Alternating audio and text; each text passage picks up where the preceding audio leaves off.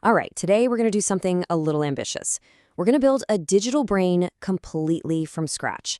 And by the end of this, I promise you'll have a much better picture of how these large language models, the AIs that are changing everything, actually, well, think. So, have you ever used an AI? You ask it a question, and the answer it gives you is just stunning? It feels like magic, right? But here's the thing, it's not. Today, we're going to pop the hood on that digital mind and actually build one ourselves, step by step, so you can see exactly how the whole thing really works. So, where do we even start? Well, it all kicks off with a goal that is, frankly, surprisingly simple. Just forget for a moment about writing beautiful poetry or explaining quantum mechanics. At its very core, all a large language model is trying to do, its one and only job, is to predict the next word in a sentence. That's it. Seriously.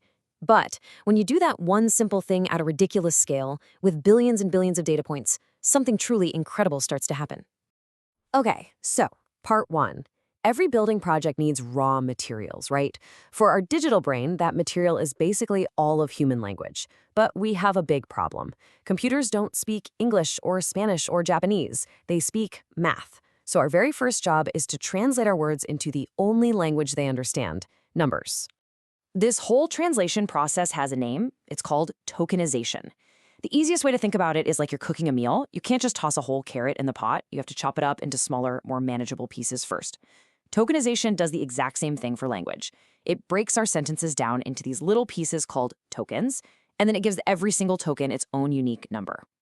Now, what's really, really clever is how modern AIs do this chopping. The old way was to just break text into whole words, but that was super clunky. A word like running and the word ran were seen as completely different things, totally unrelated, and if it saw a new word, something like webinard, the whole system would just freak out. So, the solution? Subword tokens. By breaking words down into their common parts, the AI can actually see the relationship between run, running, and ran. It can even piece together new words or figure out typos, which makes it way more flexible. Okay, so we've got our raw materials. Our language has been chopped up and turned into a stream of numbers. Now we need the engine. This is part two, the core architecture. This is where we actually design the thinking machine itself. And this brings us to a massive problem that just plagued early AI for years.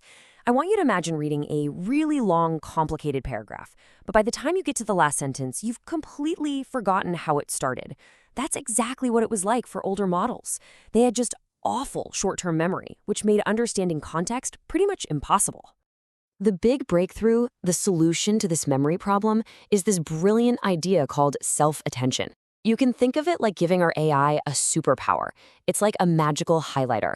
As it's reading a sentence, it can highlight which other words, even words from way earlier in the paragraph, are most important for understanding the specific word it's looking at right now. This is what allows it to draw connections and finally get a real sense of context. And this just shows you how huge that idea was. The concept of self-attention was so powerful, so revolutionary, that it became the beating heart of a whole new system. It was all laid out in a 2017 research paper with the perfect title, Attention is All You Need. That paper introduced was called the Transformer Architecture, and it completely changed the game. It is the foundation for pretty much every major AI we use today. So let's take stock. We've built the brain's architecture. We have the engine, but right now it's just an empty vessel. It doesn't know anything. So now it's time for part three, the education. It's time to send our digital brain to school.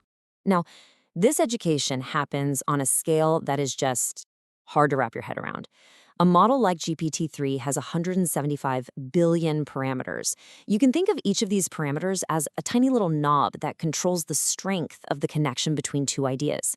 And as the AI reads and reads, it is constantly tuning all 175 billion of these knobs, learning that the word sky is very strongly connected to blue, and that queen is connected to king.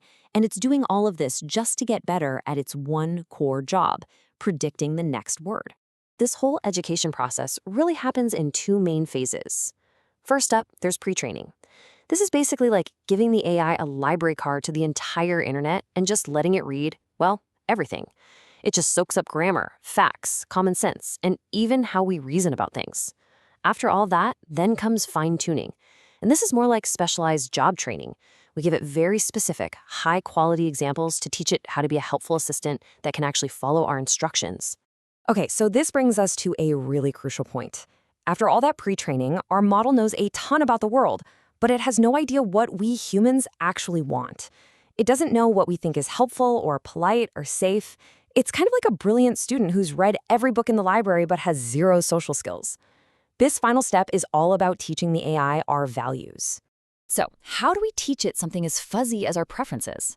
Well, with this really clever feedback loop. Here's how it works. Step 1, we give the AI a prompt and have it generate a few different answers.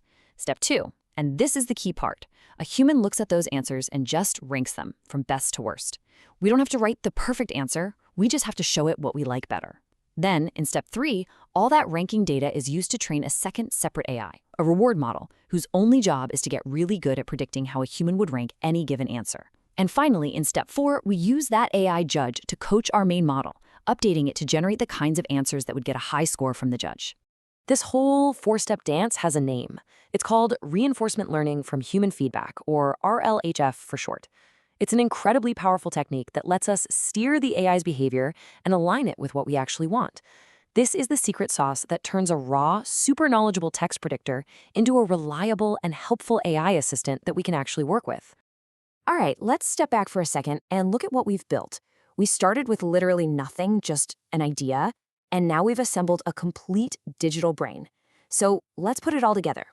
Remember where we started? With that one almost comically simple goal, just predict the next word. But by taking that simple idea, scaling it up with a powerful architecture, and feeding it an education the size of the internet, we ended up with a system that can show real complex reasoning, creativity, and a genuine-seeming understanding of the world. So, let's recap the build. We started with our raw materials, using tokenization to turn human language into computer-friendly numbers. Then, we built our core engine, the transformer, all powered by that game-changing idea of self-attention. Next, we gave it a massive education through pre-training. And finally, we gave it some coaching, using human feedback to make it helpful and align it with our own values. And that leaves us with one final and honestly kind of mind-bending question.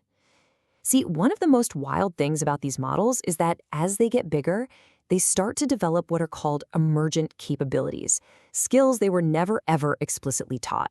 Things like being able to do basic math or write computer code just appear. So as we keep scaling these digital brains up, the real question isn't just what we're going to teach them next, but what they might start to learn all on their own.